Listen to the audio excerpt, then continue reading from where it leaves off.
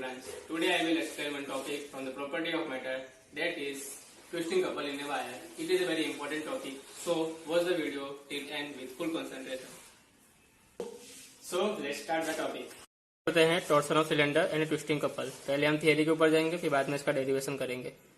तो consider a cylinder of length L and radius R fixed at the upper and. मतलब हमें एक cylinder लेना है, इसका लेंथ L है और रेडियस R है, जिसका हम ऊपर का एंड फिक्स करेंगे क्लैंप की मदद से। लेट ए ट्विस्टिंग और deflecting couple is applied at the lower end of the cylinder in anti clockwise direction, twisting it through at angle phi. अब हम नीचे के पार्ट को ट्विस्ट करेंगे एंटी क्लॉकवाइज डायरेक्शन में। जब हम उसे ट्विस्ट करेंगे तो एंगल फाई प्रोड्यूस होगा। ये है वो। Due to elasticity of a material off-road, restoring couple is also set up, which is equilibrium in equal and opposite to the twisting couple. अब ये जो सिलेंडर है इसका कुछ इलास्टिसिटी भी होगा, तो हम जैसे ही हम इसे ट्विस्ट करेंगे तो एक पॉइंट आके जहाँ पर रिस्टोरिंग कपल इक्वल हो जाएगा ट्विस्टिंग कपल के। फिर to find the value of restoring couple, suppose cylinder consist of large number of coaxial hollow cylinder.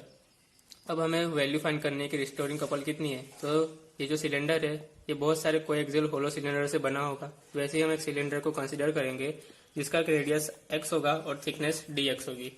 तो आगे चलते हैं। तो ये हमारा ओरिजिनल सिलेंडर था और बहुत सारे कोएक्सियल सिलेंडर होते हैं, उसमें से हमने एक सिलेंडर को कंसीडर किया जिसका रेडियस x है और थिकनेस dx है। इसको हम ऊपर पोजीशन देखेंगे, मतलब टॉप पोजीशन से इसको हम व्यू करेंगे तब हमें ऐसा दिखेगा। तो स्टार्ट करते हैं। Let A B with the line parallel to the axis O O dash before the cylinder is twisted. मतलब जब हम सिलेंडर को ट्विस्ट करेंगे उससे पहले जो ओ ओ डैश जो इसका सेंटर लाइन था ए बी उसके पैरेलल होगा। After twisting the line A B takes up a new position A B dash. और जब हम इसे ट्विस्ट करेंगे तो जो ए था वो तो फिक्स रहेगा, पर जो बी पॉइंट है वो ट्विस्ट हो जाएगा, आगे आ जाएगा, तो न्यू पोजीशन मिलेगी A B dash. If the cylinder is cut along AB and later cut out, it will in the form of rectangle ABCD. अगर जब हम इसे ट्विस्ट नहीं करेंगे और AB के रिस्पेक्ट में काटेंगे सिलेंडर को तो फ्लैटर हो जाएगा और सिलेंडर के फॉर्म में आएगा कुछ इस तरह ABCD. And after twisting of it, cut along AB dash, it will in the form of AB dash C dash D. और जब हम इसके न्यू पोजीशन में जो AB dash था उसके along काटेंगे तो वो इस फॉर्म में आएगा A B dash C dash D dash. B dash twist होके आगे आ जाएगा और सी ट्विस्ट होके आगे आ जाएगा, और जो एंगल प्रोड्यूस होगा यहाँ पर उसे हम बोलेंगे shearing angle. The angle B A B dash through which the hollow cylinder is sheared is called angle of shear. इसे हम एंगल ऑफ शेयर कहेंगे, जो यहाँ पर बताया गया है। तो शुरू करते हैं इसके डेरिवेशन के ऊपर। तो जो हमने कोएक्सियल सिलेंडर लिया था उसमें से हम एक ट्रायंगल लेंगे O dash B B dash, जो यहाँ पर दिखाया गया है ओ बी बी डैश। अब हम वहाँ पर फॉर्मूला अप्लाई करेंगे जो हमने 9th में पढ़ा है, arc is equal to angle into radius. यहाँ पर आर्क है बी बी डैश, एंगल है हमारा फाई और रेडियस है हमारा एक्स। इसे हम इक्वेशन 1 बोलेंगे। अब हम दूसरा ट्रायंगल लेंगे बी ए बी डैश, जो कि यहाँ पर है बी ए बी डैश। उसमें भी हम सेम फॉर्मूला अप्लाई करेंगे, arc is equal to angle into radius. तो यहाँ पर आर्क है बी बी डैश, एंगल है हमारा थीटा जिसे हम शेयरिंग एंगल बोलते हैं, और रेडियस है हमारा एल। तो B B dash is equal to theta L, ये हमारा दूसरा इक्वेशन है। अब हम इक्वेशन 1 इक्वेशन 2 को कंपेयर करेंगे जिससे हमें शेयरिंग एंगल का फॉर्मूला मिलेगा। तो shearing angle is equal to phi x by L.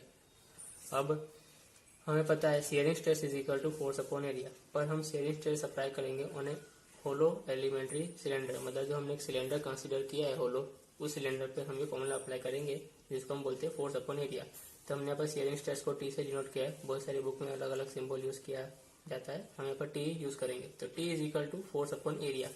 अब एरिया कितना होगा जो हमने ये सिलेंडर कंसिडर किया है होलो, तो एरिया होगा इसका सर्कमफ्रेंस इंटू थिकनेस। सर्कमफ्रेंस इसका कितना होगा 2 पाई आर, 2 पाई आर मतलब आर यहाँ पर रेडियस हुआ और थिकनेस यहाँ पर dx हुआ। तो force is equal to force upon 2 pi x dx। ये हमारा आ गया शेयरिंग स्ट्रेस। अब ये सिलेंडर है, इसका कुछ मॉडुलस भी होगा, मॉडुलस ऑफ रिजिडिटी भी होगा। तो मॉडुलस ऑफ रिजिडिटी को हम ईटा से डिनोट करते हैं, उसका फॉर्मूला है shearing stress upon shearing strain. तो हमने शेयरिंग स्ट्रेस को टी से डिनोट किया और शेयरिंग स्ट्रेन को थीटा से। तो eta is equal to T की वैल्यू हमने निकाल ली, ये रही इक्वेशन नंबर 4, और थीटा की वैल्यू ये रही इक्वेशन नंबर 3। इसको हम यहाँ पुट कर देंगे। तो हमारे पास आएगा FL/2πx² 5dx।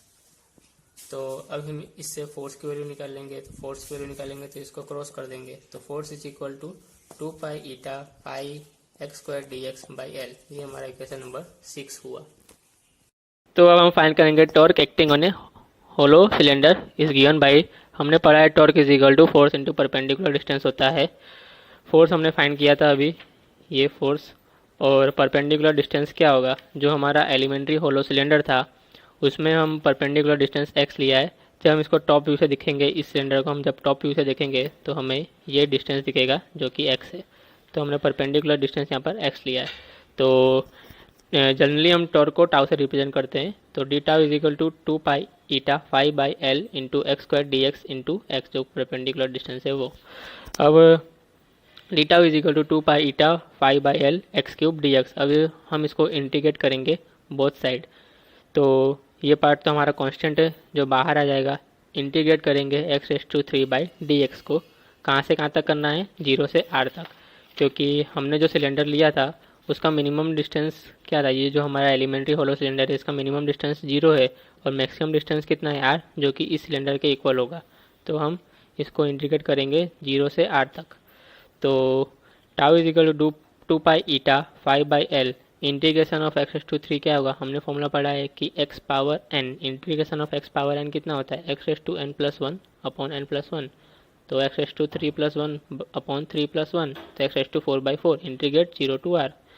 तो हम इंटीग्रेट कर देंगे तो हमारे पास वैल्यू आएगी tau is equal to 2π eta 5/L into r power 4/4, 2 से 2 कट, तो टॉर्क की वैल्यू आएगी हमारे पास पाई ईटा 5 r पावर 4/2L। तो इससे हम टाउ की वैल्यू निकाल सकते हैं। अब हमें कोई पूछे कि पर यूनिट ट्विस्ट कैसे निकालेंगे, तो पर यूनिट ट्विस्ट का फॉर्मूला है C is equal to torque upon phi. हमने यहाँ पर यूनिट ट्विस्ट को C से डिनोट किया हुआ है। तो टाउ की वैल्यू तो हमने निकाली हुई है और फाई नीचे है, तो जैसे हम वैल्यू सब्स्टिट्यूट करेंगे तो फाई कट जाएगा, तो हमारे पास आएगा C is equal to pi eta r power 4/2L। तो ये हमारे पास आया पर यूनिट ट्विस्ट, मतलब उस सिलेंडर में पर यूनिट ट्विस्ट प्रोड्यूस करने के लिए ये फॉर्मूला अप्लाई होगा। और कोई एंगल पे हमें बोला जाए कि इतना एंगल ट्विस्टिंग एंगल है तो कितना टॉर्क लगेगा, तो हम ये वाला फॉर्मूला यूज़ करेंगे। तो thank you for watching the video.